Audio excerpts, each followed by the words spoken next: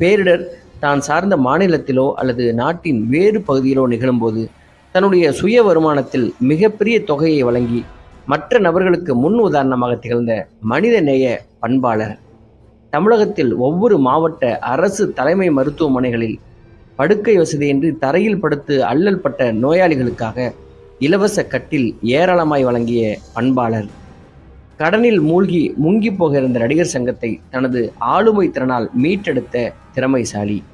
அரசியலில் ஆளுமை திறனோடு இருந்த இருவரும் ஆண் பெண் அரசியல்வாதிகள் உயிரோடு இருக்கும்போது ஆண்மை தனத்தோடு அரசியலில் நுழைந்து தன் ஆளுமையை நிரூபித்து தன்னுடைய கூட்டணி வேண்டி அவர்கள் இருவரையும் தன்னை தேடி வர வைத்த தைரியசாலி. தன்னை எதிர்த்து சட்டசபைக்கே வராத தலைவனை பார்த்திராத இரும்பு பெண்மணியின் ஆட்சி காலத்தில் அந்த பெண்மணியை எதிர்த்து சட்டசபையில் நாக்கை மடித்து கேள்வி கேட்ட முரட்டு துணிச்சல்காரன். எந்த அரசியல்வாதியும் நடிகன்